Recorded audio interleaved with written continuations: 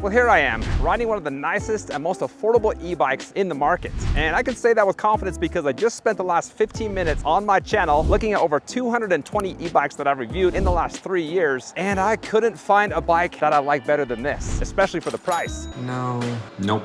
Oh, hell no. Well, there is one bike that I liked about the same, and that is the electric light. But I've already reviewed this, and I want to show you guys something new, so back you go. Sorry, little guy. So if you guys are in the market for an e-bike, this is a good starting point. This is the Gotrax F1 V2. If I was looking to get my first e-bike, I choose this, and here's why. After riding over 200 bikes, you can tell the difference in the ride and feel, which for me is the biggest thing that matters. And I've never been really good at describing it. So let me try again with words like, it's quiet, smooth, solid, pleasant, joyful, and delicious. In all seriousness, it really is a nice feeling bike. Now, not everything about this bike is amazing and wonderful. It's got a lot of standard features. And one of those is the motor size. It's a 350 watt motor with the top speed of 20 miles an hour. Pretty standard for bikes in this price range. And you've got just standard disc brakes. However, I do like the levers. Some of the nicer ones for an $800 bike. The acceleration is also pretty standard. I've seen faster, I've seen slower. Wanda!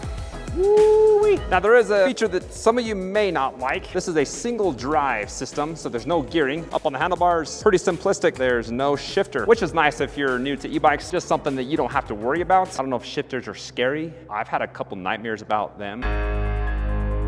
The last bad thing that I don't like is the delay in power. You got a half twist throttle, and I've got it cranked. If I release it, shuts off right away. If I re-engage, it's about 1.5 seconds before the power kicks on. And then the same thing when I'm pedaling. If I stop pedaling, cuts off about 1/2 second. If I re-engage, there's, I should have picked a smoother road. About 3.5 revolutions before the power comes on. Now, if you guys are new to e-bikes, you're probably not even gonna notice that or even care. I only notice it because, again, I've ridden over 200 bikes, but in the beginning, my first 70, 80, 90 videos, I didn't even talk about the motor reaction time. All that reactive motor mumbo jumbo comes into play when you're familiar with bikes and you're like, yeah, I want something a little bit more poppy, a little bit more zippy. I'm back in the shade because, it's a hot one today. And now I want to talk about the last few things I like about this bike. And the biggest one is all the accessories that you get. So again, $800, awesome ride and feel. But check this out. You got rear view mirrors that you can adjust. It's a small thing, but I actually use them all the time. I thought they were just for old people. No offense, old people. And they're super easy to install. You just slide it into the grip post, tighten that up, and it locks in. You got a phone holder, a saddle bag that you can't take off, and this is a waterproof bag. You got these nice zippers on it. And then you also have a bike lock and then some tire levers. And speaking of tires, these are 20-inch air-filled. Tread is kind of a mix between off-road and road. There's no suspension. There's a solid front fork. You do have some saddle suspension, and then the saddle itself is pretty cushy and large. There's a comparison with my hand. You got a color LCD screen, a simplistic control pad, plus minus to change the pedal assist levels. On the side, there's a mode button, and that just changes the different readouts on the screen. This button is the headlight. When you hit that, it does dim the screen. It lights up the headlight, and then you also have a tail light. And when you hit the brake levers, that does flare up. The grips are actually pretty good for a bike in this price range. They look like super cheap ones, but they're actually flexible. And then look at how long the handlebars are. You just got a super wide grip, which I like. And then of course, with any foldable bike, you can adjust it. Just a quick release here. You can pull up the handlebars. This lever folds the handlebars down. This lever breaks the bike in half. This lever lowers the saddle. And this lever makes me look strong.